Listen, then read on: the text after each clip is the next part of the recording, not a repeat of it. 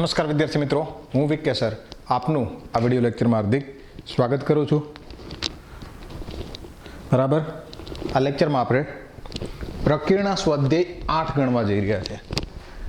પ્રકીર્ણ સ્વાધ્યાય 8 માં દાખલા નંબર 3 સુધી આપણે ચર્ચા કરી હતી. દાખલા નંબર 3 સુધી પ્રકીર્ણ સ્વાધ્યાય 8 માં દાખલા નંબર 3 સુધી ગણ્યા હતા. દાખલા નંબર 4 થી બાકી. બરાબર, દાખલા નંબર 4 થી શરૂઆત કરી. દાખલા નંબર 4 શું કહે છે? જો a અને b ભિન્ન પૂર્ણાંક હોય તો સાબિત કરો કે a⁻n - b⁻n નો એક અવયવ a - b છે. બરાબર, ક્વેશ્ચન નંબર કેટલામો છે? Question number 4.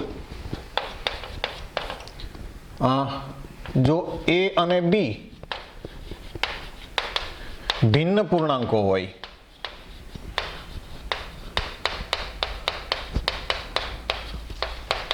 તો સાબિત કરો કે a⁻n - b⁻n એ નો એક અવયવ a - b હોય. બરાબર, બીજું શું કીધું છે આપણે? બીજું આપણે કીધું છે કે n એ ધન પૂર્ણાંક છે, એટલે n belongs to capital N છે. બરાબર, આટલું કીધું છે. સૂચનમાં આપણે આપી દીધું છે કે a⁻n નું સાદુરૂપ આપણે કઈ રીતે આપવું. બરાબર, સૂચનમાં આપણે કીધું છે. હવે શું a⁻n - b⁻n એનો એક અવયવ ધારો કે 5 હોય તો 5 ગુણાકારમાં આવવો જોઈએ, 6 હોય તો આ 6 નો ગુણક થવો જોઈએ, 7 હોય તો આ 7 નો ગુણક થવો જોઈએ. a - b એનો અવયવ હોય તો આ a - b નો ગુણક થવો જોઈએ. બરાબર, હવે આપણે a⁻n નું સાદુરૂપ કઈ રીતે આપીએ? a જે છે એને a - b પ્લસ b તરીકે લખી લઈએ છીએ. રેસ ટુ શું છે? n minus b⁻n. હવે આ જે છે એ a બની જશે અને આ જે છે શું બની જશે? b બની જશે. બરાબર, હવે એનું બાયનોમિયલ એક્સપાન્શન પ્રમાણે, દ્વિપદી વિસ્તરણ પ્રમાણે એનું વિસ્તરણ કરીએ તો આનું વિસ્તરણ શું આવશે? આનું વિસ્તરણ આવશે nc0 a - b ની n ઘાત પ્લસ ઇન્ટુ b ની 0 ઘાત પ્લસ nc1 a - b ની કેટલી ઘાત આવશે? n - 1 ઘાત b ની 1 ઘાત પ્લસ nc2 a - b ની n - 2 પાવર ઇન્ટુ b⁻2. એવી જ રીતે લાસ્ટમાં છેલ્લેથી બીજાની વાત કરીએ તો શું આવશે? nc(n - 1)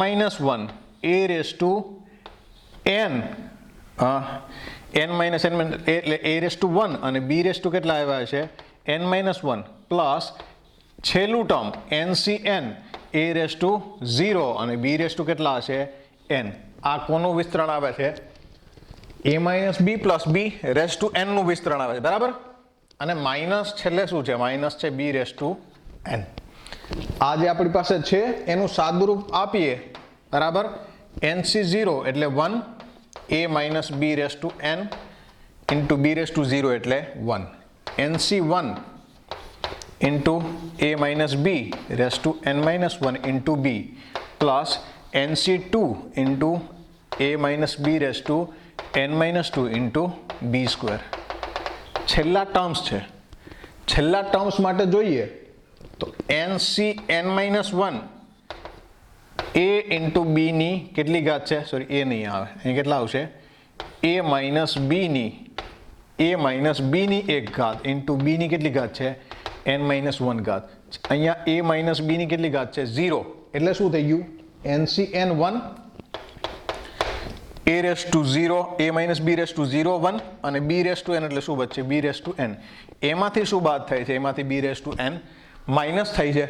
એનો મતલબ શું થાય કે આ છેલ્લું b⁻n પ્લસ છે માઇનસ b⁻n, આ શું થઈ જશે? કેન્સલ.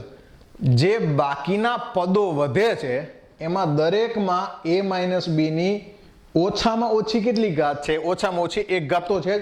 હવે દરેકમાંથી a - b કોમન લઈ લઈએ. દરેકમાંથી a - b કોમન લઈ લઈએ એટલે કૌંસમાં શું વધશે? અહીંયા એક ઘાત ઘટી જશે. a - b ની ઘાત કેટલી થઈ જશે? n - 1 ઘાત થઈ જાય. nc1 a - b ની ઘાત કેટલી થઈ જશે? n - 2 into b plus NC2 a minus બીની ઘાત કેટલી થઈ જશે? a માઇનસ બીની ઘાત થઈ જશે n-3 into B square plus NCn-1 a minus B common આવી જાય એટલે વધશે શું? બીની કેટલી ઘાત આવશે? n-1 ઘાત. a માઇનસ બી આ ગુણાકારમાં આવે છે અને a માઇનસ બીના ગુણાકારમાં કંઈક છે એટલે આના બરાબર આવું લખી શકાય k ઇન્ટુ a માઇનસ બી, જ્યાં k બરાબર શું થશે? k બરાબર થશે a માઇનસ બીની n-1 ઘાત પ્લસ NC1 a માઇનસ બીની n-2 ઘાત અને b⁻1 plus NC2 a minus બીની કેટલી ઘાત? n-3 into B square. એવી રીતે લાસ્ટમાં NCn-1 ઇન્ટુ b⁻n-1. ટૂંકમાં આ a માઇનસ બી આના ગુણાકારમાં આવે છે, તો એવું કહી શકાય કે આ a માઇનસ બીનો ગુણક છે. તેથી a⁻n-b⁻n આ જે છે એનો જો a માઇનસ બીનો ગુણક હોય તો એવું કહી શકાય કે આનો એક અવયવ શું હશે? a માઇનસ બી હશે. તેથી a⁻n-b⁻n નો એક અવયવ a માઇનસ બી છે તેમ સાબિત થાય છે. આ તો દાખલા નંબર 4 બરાબર. એના પછી દાખલા નંબર 5 કરીએ.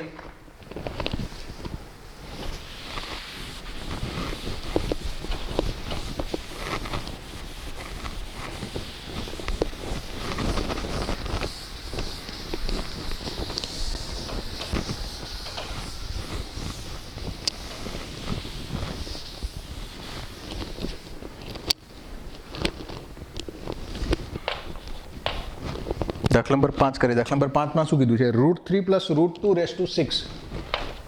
√3 પ્લસ √2⁶ માઇનસ √3 માઇનસ √2⁶ ની કિંમત શોધો.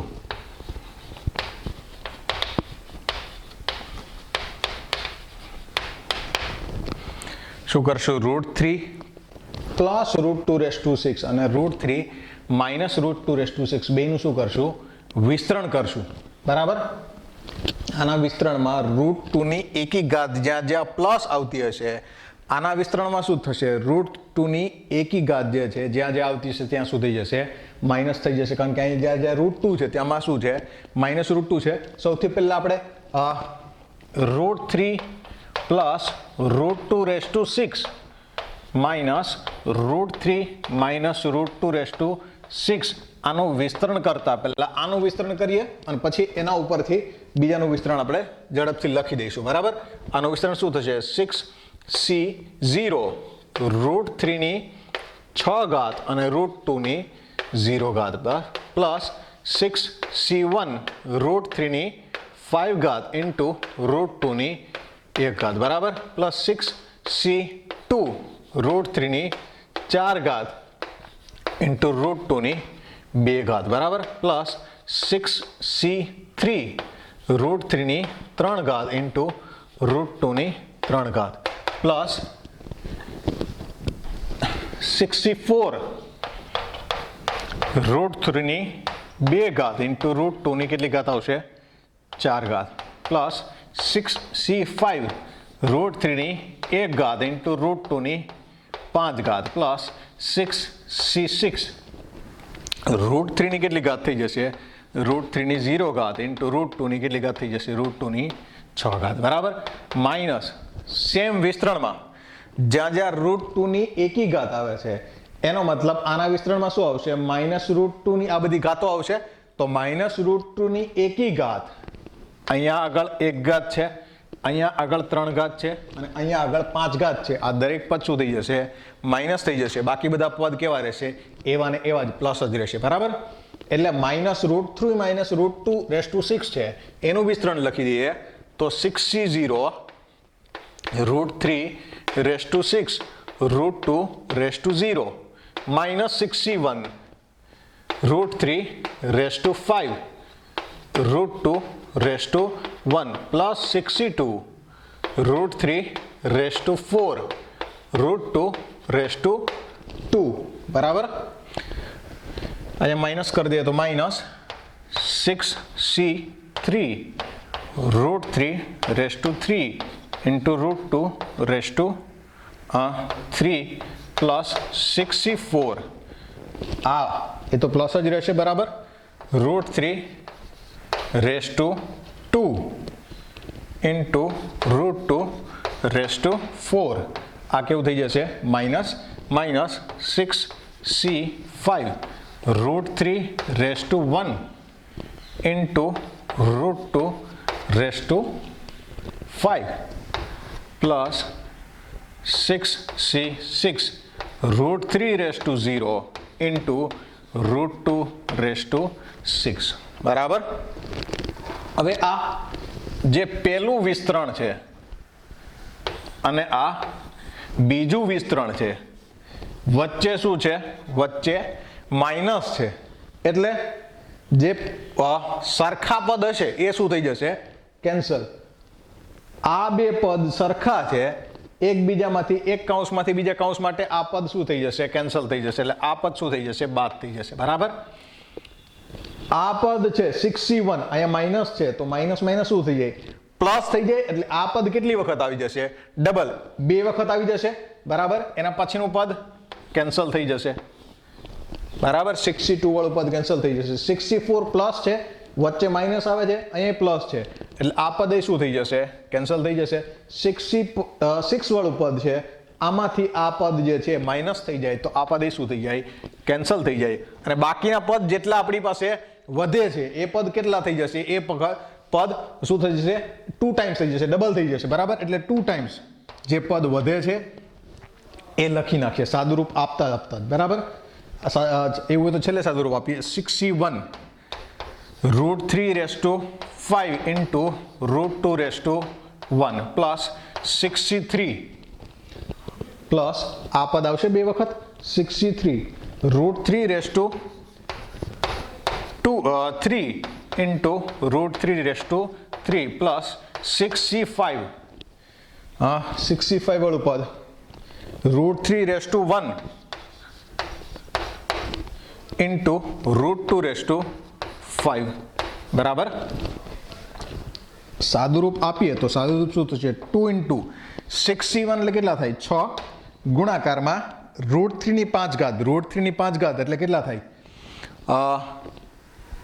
3 ગુણાકારમાં 3 એટલે √3 ની 4 ઘાત 9 into √3 into √2 પ્લસ 6c3 એટલે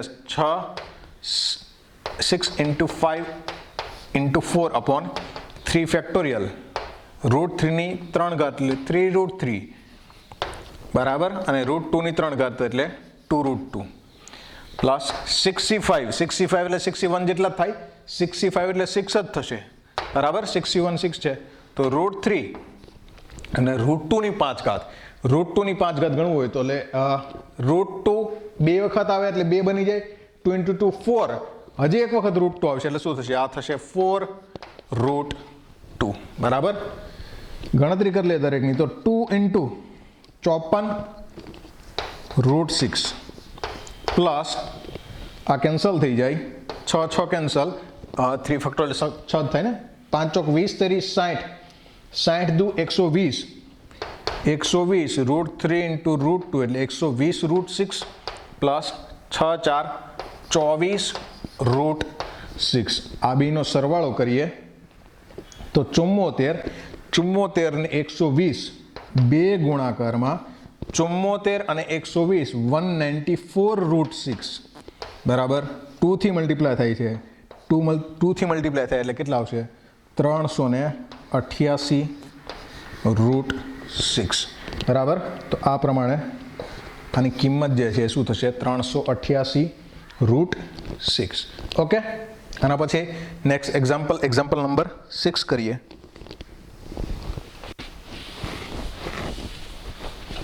આવો દાખલો આપણે અને પહેલાંય કરી લીધેલો જ છે બરાબર કોઈ નવો નથી આપણા માટે।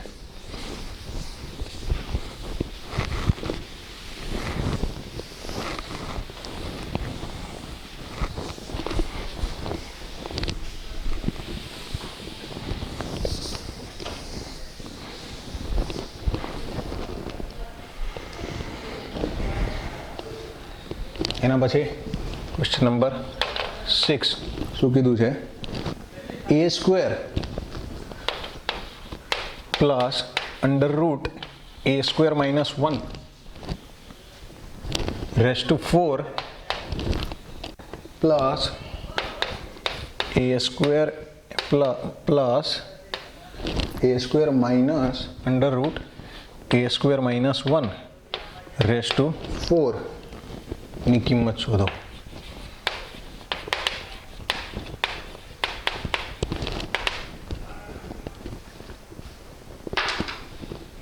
બરાબર, આની કિંમત આપણે શોધવી છે. આની કિંમત શોધવી હોય તો અને પહેલા જે દાખલો ગણ્યો હતો એના જેવો જ દાખલો છે. બરાબર, આયો તમારા થઈ જશે.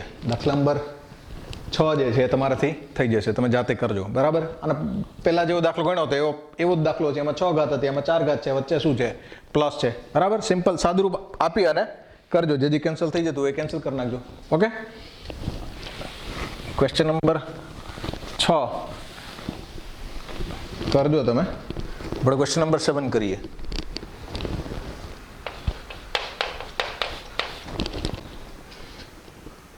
વિસ્તરણમાં પ્રથમ 3 પદોનો ઉપયોગ કરી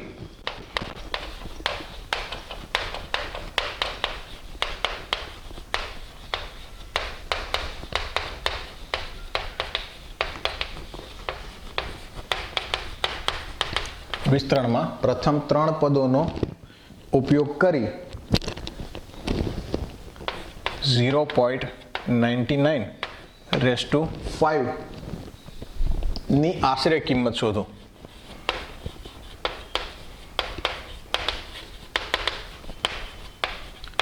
આની ટૂંકમાં આપણે અંદાજિત કિંમત શોધવાની છે. બરાબર, અંદાજિત કિંમત શોધવી હોય, કોની અંદાજિત કિંમત શોધવી છે?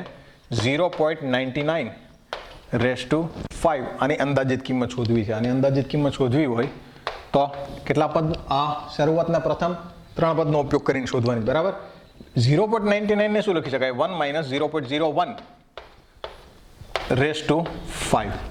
હવે આના વિસ્તરણમાં કેટલા પદનો ઉપયોગ કરવાનો છે? આપણે 3 પદનો. 3 પદ સુધી વિસ્તરણ કરી દે એટલે શું આવી જાય?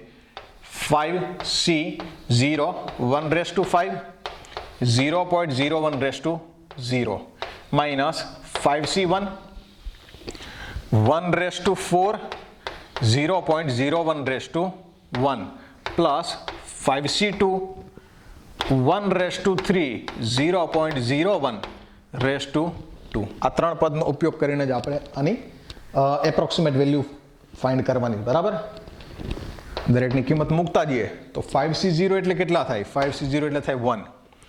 1 રેસ ટુ 5 એટલે કેટલા થાય? 1. 0.01 રેસ ટુ 5 એટલે કેટલા થાય? 1 માઇનસ 5c1 એટલે 5 ઇન્ટુ 1 રેસ ટુ 4 એટલે 1 ઇન્ટુ 0.01. 5c2 એટલે શું થાય? 5 into 4 upon 2 factorial into 1 raise to 3 એટલે 1 અને 0.01 નો સ્ક્વેર એટલે 0.0001. બરાબર, 1 માઇનસ આ કેટલા થાય? 0.05 પ્લસ 2 કેન્સલ કરી દઈએ તો 5 દુ 10. 10 ગુણાકારમાં 0.01 એટલે કેટલા થઈ જાય? 0.10 આ બાદ ખસી જાય એટલે 0.001. બરાબર, તો પ્લસ વાળાનો સમ કરી લે એટલે 1.001 એમાંથી 0.05 માઇનસ કરવાના છે. એ માઇનસ કરી દઈએ. 1.001 માઇનસ 0.05. બરાબર, અહીંયા કેટલા આવશે? 0 અને 9 અહીંયા 10. 1 માંથી 0 જાય તો 1, 10 માંથી 5 જાય તો 5, 9 માંથી 0 જાય તો 9. શું આવશે? 0.951. 0.951. 0.99 ની 5 ઘાત એની એપ્રોક્સિમેટ વેલ્યુ, અંદાજિત કિંમતને આ રીતે દર્શાવવામાં આવે છે. બરાબર, એપ્રોક્સિમેટ વેલ્યુ. તો એની એપ્રોક્સિમેટ વેલ્યુ જે છે એ કેટલું થશે? 0.951 થશે. બરાબર, હવે દાખલા નંબર 8 થી આપણે નેક્સ્ટ લેક્ચરમાં કરશું. બરાબર, અહીંયા સુધી રાખીએ લેક્ચર. નેક્સ્ટ લેક્ચર સુધી જય હિન્દ, જય ભારત, થેન્ક યુ, આભાર.